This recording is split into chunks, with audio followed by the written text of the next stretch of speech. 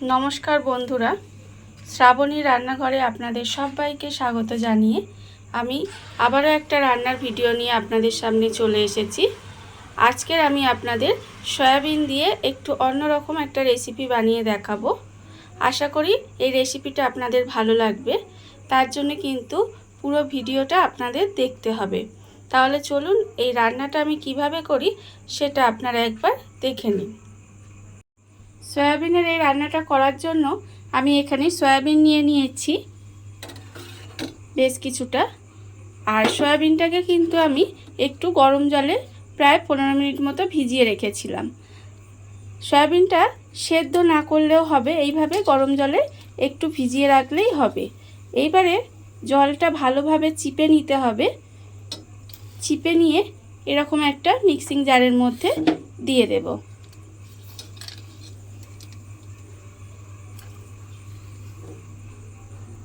সয়াবিনগুলো জল ভালো করে নিংড়িয়ে নিয়ে মিক্সিং জারের মধ্যে দিয়ে দিয়েছি। এবারে এটা একটা পেস্ট বানিয়ে নিতে হবে। সয়াবিনের পেস্টটা আমার এখানে রেডি করা হয়ে গেছে। এবারে এটা আমি একটা জায়গার মধ্যে ঢেলে নেব। সয়াবিনের পেস্টটা আমি একটা জায়গার মধ্যে ঢেলে রেখেছি। এবারে আমি এর মধ্যে দেব ডিম। একটা ডিম ভেঙে আমি এর মধ্যে দিয়ে দেব। ডিম দিয়ে দিলাম। এবার আমি এর মধ্যে দেব আন্দাজ মতো একটু নুন, আর আমি এর মধ্যে দেব অল্প একটু হলুদ গুঁড়ো, আর দেব সামান্য একটু লঙ্কার গুঁড়ো, আর এর মধ্যে দেব একটু জিরের গুঁড়ো, অল্প একটু চিনি, আর দেব এতে অল্প সামান্য একটু আদা রসুন বাটা দিয়ে খুব ভালোভাবে এটাকে একটু মেখে নেব। সয়াবিনের পেস্টটার মধ্যে সমস্ত উপকরণ দিয়ে খুব ভালোভাবে হাত দিয়ে আমি মেখে রেখে দিয়েছি, যাতে মশলাটা সমস্ত কিছুর সঙ্গে ভালোভাবে মিশে যায়। আর অন্যদিকে গ্যাসটা অন করে আমি একটা কড়া বসিয়ে দিয়েছি। এইবার আমি এর মধ্যে দেব একটু সর্ষের তেল। বেশ অনেকটা পরিমাণে সর্ষের তেল কিন্তু আমি এর মধ্যে দিলাম। এবারে আমি তেলটাকে একটু গরম হতে দেব। তেলটা আমার গরম হয়ে গেছে। এইবারে আমি তেলের মধ্যে সয়াবিনের যে পেস্টটা সমস্ত মশলা দিয়ে মেখে রেখেছি, সেই সয়াবিনের পেস্টটা এইভাবে ছোট ছোট বড়ার মতো করে তেলের মধ্যে একটু লাল করে ভেজে নেব। এই সময় গ্যাসটা লোতে রাখতে হবে, রেখে এইভাবে একটু বড়ার মতো করে ভেজে নিতে হবে।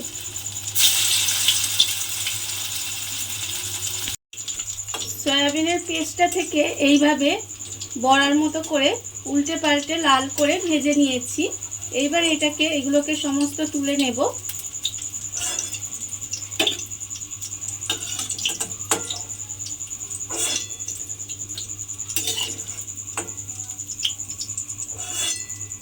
আর আবারও কিন্তু ওই তেলের মধ্যে এই পেস্টটা দিয়ে এরকমই বড়ার মতো ভেজে নিতে হবে। এইভাবে সমস্তগুলো আগে খুব ভালোভাবে ভেজে নিতে হবে। সয়াবিনের পেস্টটা থেকে আমি এইভাবে ছোট ছোট বড়া আকারে ভেজে রেখে দিয়েছি। আর অন্যদিকে ওই তেলের মধ্যে এবারে দেব আমি আলু।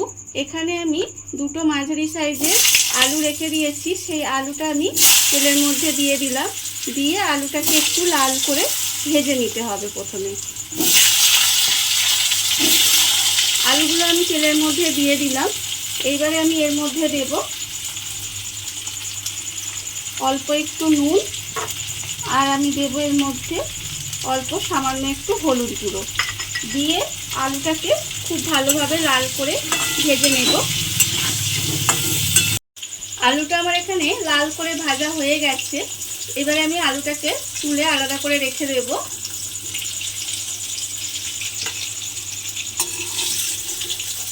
ভাজা আলুটা আমি তুলে আলাদা করে রেখে দিয়েছি। এবার রান্নাটা আমি ওই তেলের মধ্যেই করব। প্রথমে দিয়ে দেব একটা তেজপাতা,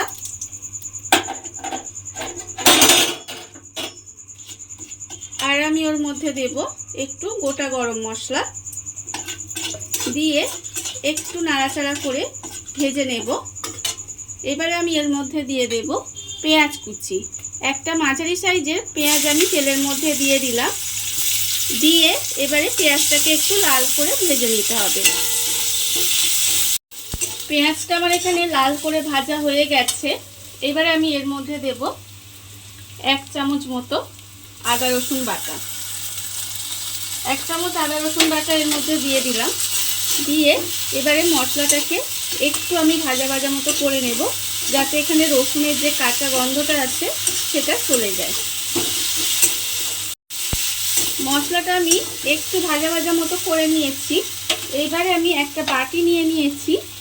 বাটির মধ্যে আমি দিয়ে দেব 1/2 চামচ মতো হলুদ গুঁড়ো, আর আমি দিয়ে দেব 1/2 চামচ মতো লঙ্কার গুঁড়ো, আর দেব এখানে 1/2 চামচ মতো জিরের গুঁড়ো। দিয়ে এবারে আমি এর মধ্যে দেব অল্প একটু জল দিয়ে মশলাটাকে খুব ভালোভাবে গুলে নেব। গুলে আমি এর মধ্যে দিয়ে দেব। মশলাটা আমি এর মধ্যে দিয়ে এবারে খুব ভালোভাবে একটু কষিয়ে নেব। মশলাটা আমি খুব ভালোভাবে কষিয়ে নিয়েছি। এইবারে আমি এর মধ্যে দিয়ে দেব আন্দাজ মতো নুন, আর আমি দেব স্বাদের জন্য অল্প একটু চিনি। দিয়ে আবারও মশলাটা কিন্তু খুব ভালোভাবে মিশিয়ে নিতে হবে। মিশিয়ে নিয়ে এইবারে আমি এর মধ্যে দিয়ে দেব যে আলুগুলো এখানে ভেজে রেখেছিলাম, সেই ভাজা আলুগুলো এর মধ্যে দিয়ে দেব। এই রান্নাটায় কিন্তু আমি আলু ব্যবহার করেছি। আপনারা চাইলে কিন্তু আলুটা ছাড়াও রান্না করতে পারেন, তাতেও কিন্তু খেতে ভীষণ ভালো হয়। এবারে আলুটা দিয়ে মশলার সঙ্গে খুব ভালোভাবে একটু কষিয়ে নিতে হবে। আলুটা আমার খুব ভালোভাবে কষানো হয়ে গেছে। দেখুন মশলা থেকে তেলও ছেড়ে গেছে। এইবার আমি এর মধ্যে দিয়ে দেব জল। এর মধ্যে আমি বেশ কিছুটা জল দিয়ে দিলাম, যাতে আলুটা খুব ভালোভাবে সেদ্ধ হয়ে যায় সেরকম জল দেব। খুব বেশি জল কিন্তু দেব না। এইভাবে গ্যাসটা কমিয়ে ঢাকা দিয়ে রান্না করে নেব যতক্ষণ না আলুটা সেদ্ধ হয়ে যায়। গ্যাসটা কমিয়ে ঢাকা দিয়ে কিছুক্ষণ এইভাবে রান্না করে নিয়েছি। এর ফলে কিন্তু আমার আলুটা খুব ভালোভাবে সেদ্ধ হয়ে গেছে। এইবারে আমি এর মধ্যে দিয়ে দেব যে সয়াবিনের বড়া মতো ভেজে রেখেছিলাম, সেইগুলো কিন্তু আমি এর মধ্যে একটা একটা করে দিয়ে দেব।